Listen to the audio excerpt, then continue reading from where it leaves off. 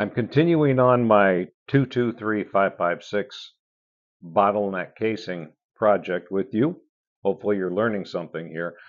I have, as I have mentioned, sometimes because reloading is done by feel, you can't see what's taking place inside of a die.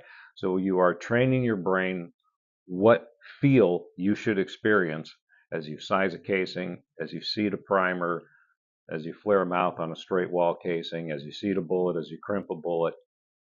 You're teaching your brain everything about what it is that you should experience. So when something very different from what you're accustomed to happens, there should be a light bulb going off or a red flag going up, however you want to characterize that, telling you, wait a minute, something very different just happened.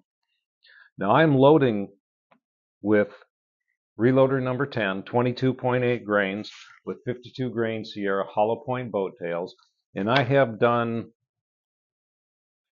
50-ish so far. Now I'm doing it, although it's on a turret press, it's actually, you can think of it as single stage because I'm batching it one step at a time every step of the way.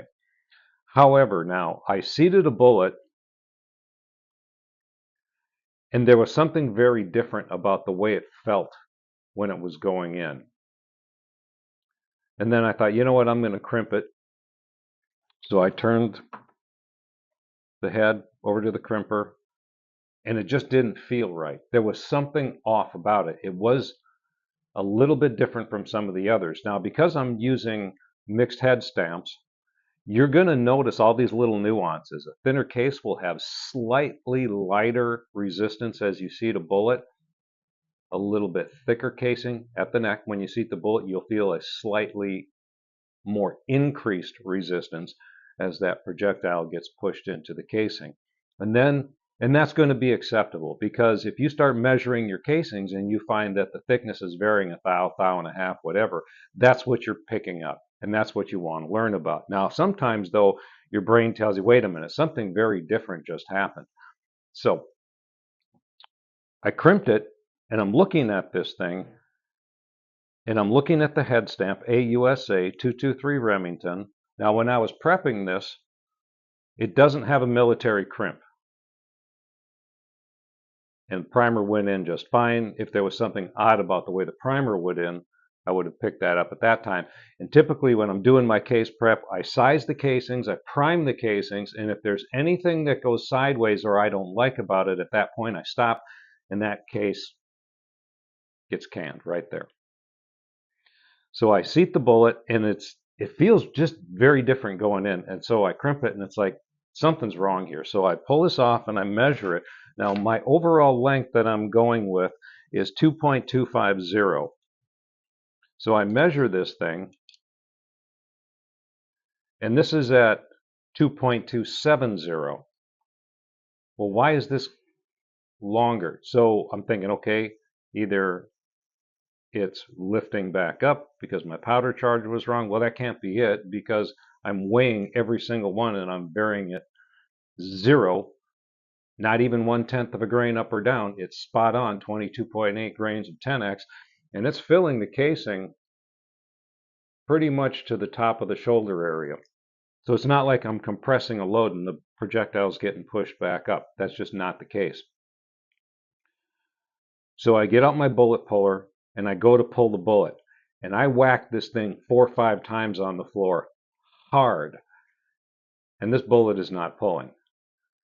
So there's something very different about that. Now I can stop here and drive myself nuts trying to figure out what the deal is, or I can just set it aside, knowing this is a bad one for whatever reason, but I've got a couple other casings here. Now if I were doing a load development test and I'm doing a magazine, 10, 10, 10, 10, I want 10 rounds, not 9. So if something goes sideways on me, I want that round back. So one of the conveniences of having a turret press is I've got a few extra casings right here. This is the Hornady chamfering tool, the reamer that you get in the kit. It's got an 832 thread on it, so if you want to screw this into Lyman Case Prep Express, or you got the Hornady, or any electric case prep machine, these with an 832 thread work really well.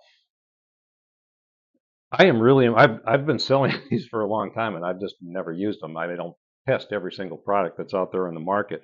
But this thing, you put this into this primer pocket and this cutter is sharp. Hornady has an excellent military crimp remover reamer, whatever you want to call it. And then after I do that, then I'm also going to take my deburring tool because the angle of the reamer for the military crimp remover is not the same angle as your deburring tool. So it's different. So when I go to put in a new primer, it's going to slide past that. Now I'm not removing so much material that once I seat my primer, there is nothing holding the side. There's complete contact with the primer pocket. And then of course I'm going to do a little chamfer on the inside and the outside of the case mount. If you're going to be doing a lot of reloading on a progressive machine, let's say for example a Dillon 650 or now it's the 750 or whatever, I always keep some extra primed casing sitting right here next to me. So if something goes sideways and I need a case, I need to pull one off, I've got a primed case ready to go right there. And then at the end, it's like your projectiles and your primers and your powder, the quantities don't always match up. So rather than having odd numbers of leftover components or that aren't going to be loaded, you can with a bunch of empty casings that are primed ready to go, or just empty casings that are prepped. So if you need to prime them or not, whatever. Keep some empty casings ready to go as you are loading. So things come up, you can just make use of that.